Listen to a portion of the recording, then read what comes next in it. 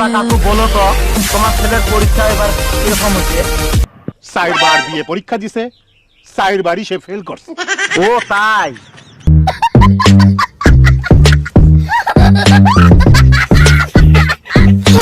করেন না তো কি হয়েছে, এইবার করবেন। কইলে হইল, আমি এখন বিয়ে করি নাই। বলায় ভেজাল হবে। সেটা আমি হতে দেব না, কিছুতেই না। আমারও বিবাহের আলাপ চলতেছে। এটা তো খুব ভালো কথা। আরে রে রে, দেখে দাও দেখে দাও।